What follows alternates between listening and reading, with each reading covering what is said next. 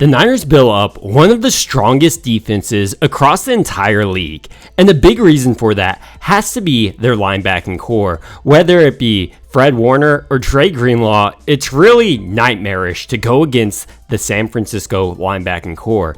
And they used to even be better. They had Azeez Al-Shaair, but he left this free agency, so now there's a gaping open starting job on the 49ers #1 ranked defense. So the question has been, who exactly is going to assert themselves and take over that job? Recently, I spoke about Marcelino McCrary-Ball, and while he's a great candidate for that job, I also want to speak about the Niners draft pick this year in D. Winters. In this video, first, we're going to examine the 49ers linebacking position and what they really value there. Second, we're going to go into D. Winters' measurables, his height, weight, and 40-yard time.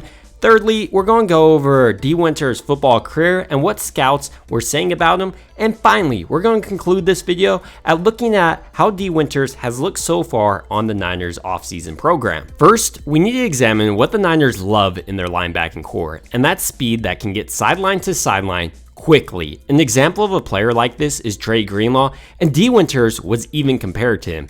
Furthermore, the Niners love the ability of their linebackers to actually be not just adequate in coverage, but playmakers in coverage. Fred Warner has this, and also Dre Greenlaw at times. So let's look at D. Winters' overall athletic profile and see if it fits what the Niners love to do. First, let's look at his height. He's 5'11" and weighs 227 pounds. His 40-yard dash was 4.49 seconds, and his 10-yard split was 1.56 seconds. Impressive. In comparison, that's faster than Fred Warner, who ran his 40-yard dash in 4.64 seconds. So now that we understand Winters is an athletic freak and exactly what the Niners are looking for, at least athletically, let's dive into Winters' football career. Winters had a different childhood than most. Growing up in the small town of Burton, Texas, it had a population of only 560 and one gas station for the entire town.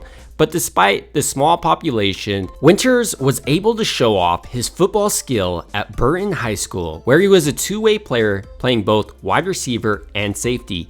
He was a 3-star recruit and ranked the 87th best player in the state of Texas, with offers from TCU, Arkansas, Northwestern, Arizona State, and Texas Tech.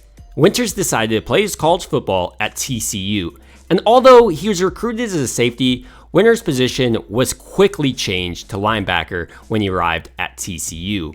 As a true freshman, he actually appeared in 11 games, 2 of which he started and posted 28 tackles and a sack. From 2019 to 2022, Winters played in a total of 48 games and had a total of 160 tackles, with 33.5 of those for loss, 12.5 sacks, and 3 interceptions, with one of those ran back all the way for a touchdown. So with a ton of college film to go through, what were scouts actually saying about Winters going into the NFL draft? So let's go over Winters' strengths to start. The strengths were he was a versatile linebacker, starting all over inside and outside. He also has great scrape and runs extremely quickly. His athletic profile is absurd for a linebacker. It's more like the profile for a safety, and it's even better than the Niners safeties. But not just that, he explodes from his hips into tackle attempts and has a great ability to chase down ball carriers when he flashes his second gear. But there were weaknesses to Winters' game as well. He runs a little on the smaller side for a linebacker entering the NFL, but that's not a huge issue for the Niners, who have been able to get the most out of those little guys. He's also sometimes a little bit too passive when taking on blocks and needs to play with more consistent urgency. So while this is what scouts saw, Niners saw something different. And I want to take the words of Lynch, because he's the general manager of the Niners. He said he views Winters like a guy like Dre Greenlaw. So if the Niners were able to get a guy in the late round again who they can develop into a starting linebacker, that would be absurd, especially at the level of Dre Greenlaw. But there is a stipulation here. He needs to go out and prove he can do it. With that being said, the Niners picked up D. Winters in round 6 with pick 39, and we actually have seen our first glimpse of Winters in the Niners uniform. So how has Winters performed in front of the media?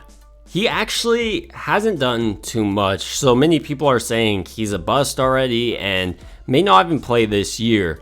But I don't think a lot of people have realized the amount of work that these players have to go through. They're going through all this training, then they're immediately thrown into rookie minicamp, OTAs, the mandatory minicamp.